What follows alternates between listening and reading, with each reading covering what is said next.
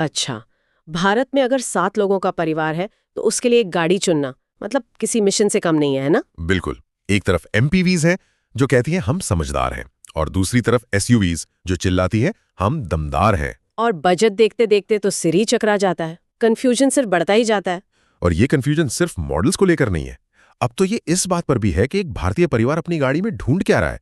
क्या वो अब भी सिर्फ माइलेज पर अटका है, या अब पावर, रुतबे और टेक्नोलॉजी की तरफ बढ़ चुका है? क्या बात कही है, यही तो आज की हमारी चर्चा का बड़ा सवाल है। हाँ, और ये लिस्ट सिर्फ स्पेक्स पर नहीं बल्कि असली ओनर्स के फीडबैक और काफी गहरी रिसर्च पर आधारित है। तो आज हम इस लिस्ट को बारीकी से समझेंगे। बिल्कुल। हम एक एक करके हर गाड़ी को देखेंगे, उसके फायदे नुकसान पर बात करेंगे, और वीडियो की तरह हम भी गिनती 10 से शुरू करेंगे और देखेंगे कि नंबर 1 तक पहुंचते पहुंचते हमें हमारे सवाल का जवाब मिलता है या नहीं। चलिए फिर शुरू करते हैं। लिस्ट में नंबर 10 पर है वो गाड़ी जिसे नेशनल 7 सीटर भी कहा जा सकता है, मारुति सुजुकी अर्टिगा। हाँ, स्रोत ने इसे प्रैक्टिकल फैसला कहा है। वो गाड़ी किसे देखकर ज्यादा बहस नहीं होती, सब मान जाते हैं। डिफॉल्ट चॉइस है ना? बिल्कुल। इसमें 1.5 लीटर का पेट्रोल इंजन है जो करीब 102 बीएचपी की पावर देता है। अब ये आंकड़े किसी को बहुत ज्यादा रोमांचक तो नहीं लगेंगे, नहीं। लेकिन ये वही भरोसेमंद इंजन है जो ब्रेजा में भी आता है। ये अपना काम शांति से बिना किसी शिकायत के करता है। और इसकी कीमत भी इसी प्रैक्टिकलिटी को दिखाती है। एक्स शोरूम करीब 8.5 लाख से शुरू होकर 13 लाख तक जाती है। लेकिन स्रोत में एक बहुत बड़ी कमी का जिक्र है, इसकी टैक्सी वाली फीलिंग। ये बात मुझे हमेशा थोड़ी हैरान करती है। हाँ, ये एक अजीब सी बात है ना? कि एक गाड़ी इतनी कामयाब है कि वो कमर्शियल मार्केट में छा जाती है, और वही कामयाबी उसके पर्सनल बायर्स के लिए एक नेगेटिव पॉइंट बन जाती है। ऐसा क्यों? ये भारतीय खरीदार की बदलती मानसिकता को दिखाता है। गाड़ी अब सिर्फ एक जरूरत नहीं है, वो एक एस्पिरेशन है, एक स्टेटस सिंबल है। सही बात है। तो जब आप अपनी मेहनत की कमाई लगाते हैं तो आप नहीं चाहते कि आपकी गाड़ी वैसी ही दिखे जैसी हर दूसरी ऐप कैब है। यही आर्टिगा की सबसे बड़ी चुनौती है। और एक और बात, ग्लोबल एनसीएपी में इसकी सेफ्टी रेटिंग भी कोई बहुत अच्छी नहीं है। तो अर्टिगा एक समझदार फैसला तो है, लेकिन शायद अब भारतीय परिवार सिर्फ समझदारी से आगे भी कुछ चाहता है। पर अगर किसी का बजट इससे भी कम हो और जरूरतें शहर तक ही हों, तो कोई विकल्प है? बिल्कुल है। और यहीं पर लिस्ट की 9वें नंबर की गाड़ी आती है, रेनो ट्राइबर। ये वो गाड़ी है जो साइज में कॉम्पैक्ट है, लेकिन अंदर 7 लोगों को बैठाने का दम रखती है। और कीमत? कीमत इसकी सबसे बड़ी खासियत है। हाँ, एक शोरूम करीब 6.3 लाख से शुरू होकर सिर्फ 9 लाख तक। मतलब अर्टिगा के बेस मॉडल की कीमत में इसका टॉप मॉडल आ सकता है। और सबसे हैरान करने वाली बात जो वीडियो में बताई गई है वो है इसकी सेफ्टी। मतलब 4 मीटर से छोटी है ये गाड़ी, फिर भी ग्लोबल एनसीएपी से 4 स्टार सेफ्टी रेटिंग। ये तो कमाल है। ये वाकई तारीफ के काबिल है। लेकिन यहाँ एक बड़ा लेकिन है, और वो है इसका इंजन। अच्छा।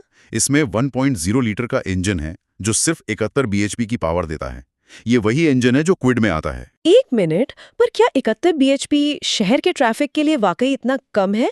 क्योंकि ज्यादातर लोगों की मतलब 90% ड्राइविंग तो बम्पर टू बम्पर ट्रैफिक में ही होती है। आपका सवाल बहुत वाजिब है। शहर के लिए ये इंजन काफी है, ये आपको अच्छा माइलेज भी देगा। लेकिन जैसे ही आप गाड़ी को फुल लोड करके किसी हाईवे पर ओवरटेक करने की कोशिश करेंगे या किसी पहाड़ी रास्ते पे ले जाएंगे, बिल्कुल, आपको पावर की कमी साफ महसूस होगी। तो ट्राइबर उन लोगों के लिए बेहतरीन है जिनका बजट बहुत टाइट है और जिनकी दुनिया शहर के इर्द गिर्द ही घूमती है। ठीक है। तो अगर अर्टिगा की टैक्सी इमेज एक प्रॉब्लम है, तो क्या मारुति के पास इसका कोई सोल्यूशन है? हाँ, और वो सोल्यूशन है लिस्ट में नंबर 8 पर, मारुति सुजुकी XL6। अर्टिगा का सूट बूट वाला वर्जन। हाँ, कह सकते हैं। ये नेक्सा शोरूम से बिकती है तो एक प्रीमियम पहचान मिलती है। और सबसे बड़ा बदलाव अंदर है। बीच वाली रो में बेंच सीट की जगह 2 कैप्टन सीट्स हैं, जो एक बहुत ही आरामदायक एहसास देती हैं। बिल्कुल। तो मतलब वही प्रैक्टिकल गाड़ी, बस थोड़ी ज्यादा प्रीमियम फील के साथ। लेकिन क्या सिर्फ कैप्टन सीट्स और थोड़े बेहतर इंटीरियर के लिए ज्यादा पैसे देना सही है? इसकी कीमत करीब 11.5 लाख से शुरू होकर लगभग 15 लाख तक जाती है। यह इस पर निर्भर करता है कि आपकी प्राथमिकता क्या है। अगर आपको 6 लोगों के लिए ज्यादा आराम चाहिए और आप अर्टिगा की टैक्सी इमेज से बचना चाहते हैं, तो XL6 एक बहुत अच्छा विकल्प है। इंजन वही भरोसेमंद 1.5 लीटर वाला है। परफॉर्मेंस स्मूथ पर रोमांचक नहीं। सही कहा। ये उन लोगों के लिए है जो आराम के लिए एक्स्ट्रा पैसे देने को तैयार हैं। चलिए प्रैक्टिकल एमपीवीज की दुनिया से निकलकर फीचर्स और लग्जरी की तरफ बढ़ते हैं। लिस्ट में नंबर 7 पर है हुंडई एल्काजार। इसे मैं क्रेटा का बड़ा भाई कहती हूँ। कहना गलत नहीं होगा। इसका पूरा फोकस फीचर्स और एक प्रीमियम केबिन एक्सपीरियंस देने पर है। अंदर बैठते ही आपको ड्यूअल 10.25 इंच की स्क्रीन दिखती है, वॉइस इनेबल्ड पैनोरामिक सनरूफ है। हाँ, ऐसा लगता है जैसे आप किसी महंगी लग्जरी कार में बैठे हों। बिल्कुल। लॉन्ग ड्राइव के लिए इसका सस्पेंशन भी बहुत आरामदायक है। लेकिन वीडियो में इसकी तीसरी रो को एवरेज बताया गया है। मतलब बच्चों के लिए ठीक, पर बड़ों के लिए शायद नहीं। तो क्या ये एक सच्ची 7 सीटर है या एक 5+2 सीटर? एक 5+2 सीटर ही है। इसकी तीसरी रो कभी कभार इस्तेमाल के लिए है। अल्काजार उन लोगों को टारगेट करती है जिन्हें क्रेटा पसंद है, लेकिन परिवार में कभी कभी ज्यादा लोगों के बैठने की जरूरत पड़ जाती है। और इंजन के विकल्प भी दमदार हैं। हाँ, 158 bhp वाला टर्बो पेट्रोल और एक माइलेज फ्रेंडली डीजल। ये उन लोगों के लिए है जो ड्राइविंग से ज्यादा केबिन के अंदर के अनुभव को महत्व देते हैं। अब आते हैं एक ऐसी गाड़ी पर जिसे अनुभव करने के लिए अंदर बैठने की जरूरत नहीं, उसे सड़क पर देखना ही काफी है। नंबर 6 पर टाटा सफारी। स्रोत ने इसे देश का लोहा कहा है। और इसकी रोड प्रेजेंस वाकई जबरदस्त है। क्यों है इतनी जबरदस्त? देखिए, इसकी दो बड़ी वजह हैं। एक, इसका डिजाइन बहुत मस्कुलर है, और दूसरी, ये लैंड रोवर के प्लेटफॉर्म पर बनी है, जो इसे एक मजबूत आधार देता है। और इंजन? इसमें फियाट का मशहूर 2.0 लीटर डीजल इंजन है, जो 167 bhp की पावर और 350 Nm का टॉर्क देता है। मतलब पावर और परफॉर्मेंस में कोई कमी नहीं। ये तो अच्छी बात है, और 5 स्टार सेफ्टी रेटिंग भी है। लेकिन क्या ये सॉलिड बिल्ड क्वालिटी टाटा की आफ्टर सेल सर्विस की शिकायतों की भरपाई कर पाती है? क्योंकि गाड़ी खरीदना एक बात है और उसे चैन से रखना दूसरी। ये टाटा के लिए एक लगातार चुनौती रही है। कुछ शहरों में सर्विस अच्छी है, कुछ में नहीं। इसके अलावा सफारी में दो और बड़ी कमियां हैं। एक तो पेट्रोल इंजन का कोई ऑप्शन नहीं है। अच्छा। और दूसरा, इस साइज की एसयूवी होने के बावजूद इसमें 4x4 या ऑल व्हील ड्राइव का विकल्प भी नहीं मिलता। मतलब ये दिखने में तो पहाड़ों पर जाने वाली गाड़ी लगती है, पर असल में ये शहरों की सड़कों के लिए ही बनी है। बिल्कुल। तो सफारी एक इमोशनल खरीद ज्यादा है। अब उस गाड़ी पर आते हैं जो इमोशन के साथ साथ सेल्स चार्ट पर भी राज कर रही है। नंबर 5 पर big daddy of SUVs, Mahindra Scorpio N. हाँ, इसे रोड पर घूमता हुआ एटीट्यूड कहा गया है, और हर महीने 14-15 हजार यूनिट्स बिकना कोई मजाक नहीं है। 14-15 हजार, ये तो बहुत बड़ा नंबर है। ये दिखाता है कि भारतीय खरीदार अब सिर्फ प्रैक्टिकलिटी नहीं, बल्कि पावर, रुतबा और एक स्टेटमेंट खरीद रहा है। इसके इंजन देखिए, 200 bhp वाला टर्बो पेट्रोल और 172 bhp वाला डीजल। और जिन्हें सिर्फ दिखना नहीं बल्कि सच में मुश्किल रास्तों पर जाना है, उनके लिए प्रॉपर 4x4 सिस्टम भी है, जो इसे एक असली ऑफ रोडर बनाता है। पावर और फीचर्स तो कमाल के हैं, लेकिन महिंद्रा ने इसकी कीमत कैसे रखी है? क्या ये अभी भी एक वैल्यू फॉर मनी स्कॉर्पियो है? महिंद्रा ने यहाँ बहुत स्मार्ट प्राइसिंग की है। ये करीब 13.5 लाख से शुरू होकर 22 लाख तक जाती है, और वीडियो के अनुसार इसका Z8 सिलेक्ट वेरिएंट सबसे ज्यादा वैल्यू फॉर मनी माना जाता है। 5 स्टार सेफ्टी रेटिंग भी है। तो फिर कमियां क्या हैं? बस दो बड़ी समस्याएं हैं। एक तो थर्ड रो में स्पेस बहुत कम है, और दूसरा इसका वेटिंग पीरियड वो इतना लंबा है कि आपको गाड़ी बुक करके भूल जाना पड़ेगा। तो यहाँ आकर हमारा वो शुरुआती सवाल फिर से खड़ा हो जाता है। स्कॉर्पियो एन और सफारी जैसी गाड़ियां साफ दिखाती हैं कि बाजार अब परफॉर्मेंस और रोड प्रेजेंस की तरफ झुक रहा है। बिल्कुल। लेकिन अगर रुतबे की ही बात करें तो लिस्ट में नंबर 4 पर एक ऐसा नाम है जिसके आगे सब फीके पड़ जाते हैं, टोयोटा फॉर्च्यूनर। फॉर्च्यूनर एक गाड़ी नहीं, एक फिनोमेना है। इसका legendary variant 2.8 litre diesel engine के साथ आता है, जो 204 bhp की पावर और 500 Nm का विशाल टॉर्क पैदा करता है। 500 Nm, मतलब आसान भाषा में कहें तो खींचने की जबरदस्त ताकत। हाँ, चाहे पहाड़ पर चढ़ना हो या किसी को हाईवे पर पीछे छोड़ना हो, ये गाड़ी सोचेगी नहीं। और इसकी रीसेल वैल्यू 5 साल पुरानी गाड़ी पर भी डिस्काउंट नहीं मिलता। ये तो अविश्वसनीय है। यही टोयोटा का जादू है, भरोसा। लेकिन यहाँ एक बहुत बड़ी और सच कहूं तो चौंकाने वाली कमी है। अच्छा, क्या? इसकी कीमत जो 36 लाख से 52 लाख रुपए तक जाती है, उस हिसाब से इसके इंटीरियर और फीचर्स बहुत पुराने लगते हैं। मतलब जैसे आप टाइम मशीन में बैठकर 2012 में आ गए हो। हाँ, बिल्कुल। यानी 50 लाख रुपए खर्च करके आपको नॉस्टैल्जिया मुफ्त मिलता है। ये तो बहुत महंगी टाइम मशीन हो गई। पर क्या लोग सच में सिर्फ इंजन और भरोसे के नाम पर इतने पुराने फीचर्स वाली गाड़ी खरीद रहे हैं? खरीद रहे हैं, और खूब खरीद रहे हैं। लेकिन ये कब तक चलेगा, कहना मुश्किल है। हमने पावर और रुतबे की बात कर ली, अब आते हैं लिस्ट के सरप्राइज पैकेज पर। नंबर 3 पर है किया कैरेंस। हाँ, ये बाहर से एक सिंपल फैमिली एमपीवी लगती है, पर अंदर बैठते ही कहानी बदल जाती है। कैसे? किया ने भारतीय परिवार की नब्ज को पकड़ लिया है। उन्हें पता है कि परिवार में हर किसी को खुश कैसे करना है। बच्चों के लिए सनरूफ, ड्राइवर के लिए वेंटिलेटेड सीट्स, एक स्मूथ और शांत इंजन, और सबसे जरूरी एक ऐसी तीसरी रो जिसमें बड़े भी आराम से बैठ सकें। बिल्कुल।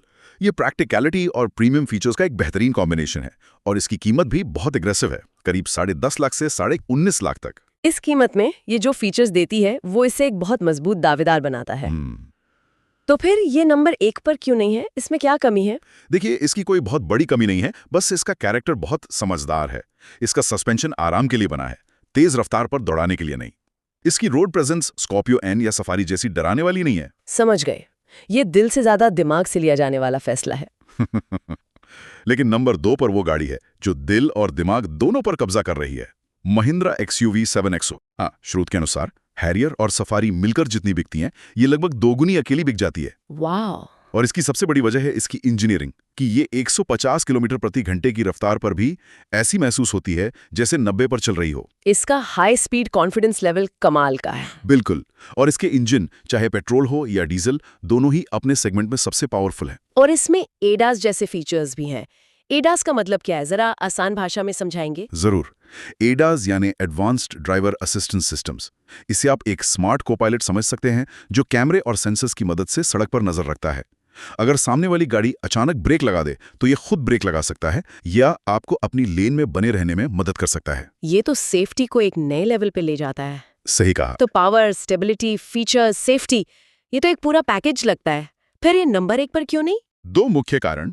एक, इसका वेटिंग पीरियड अभी भी बहुत लंबा है, और दूसरा, इसकी तीसरी रो बड़ों के लिए बहुत आरामदायक नहीं है, खासकर लंबी यात्राओं के लिए। लेकिन इन छोटी-मोटी कमियों के बावजूद XUV 7XO आज भारतीय बाजार में सबसे कंप्लीट SUVs में से एक है। और अब वो पल जिसका हमें इंतजार था, नंबर 1, वो गाड़ी जिसके नाम को किसी पहचान की जरूरत नहीं है, जिसने भरोसे का दूसरा नाम बनकर दिखाया है, टोयोटा इनोवा हाईक्रॉस। यहाँ ये समझना जरूरी है कि ये पुरानी क्रिस्टा का सिर्फ एक फेसलिफ्ट नहीं है, ये एक पूरी तरह से नई नेक्स्ट जनरेशन गाड़ी है। और इसका सबसे बड़ा आकर्षण है इसका 2.0 लीटर का स्ट्रॉन्ग हाइब्रिड पेट्रोल इंजन।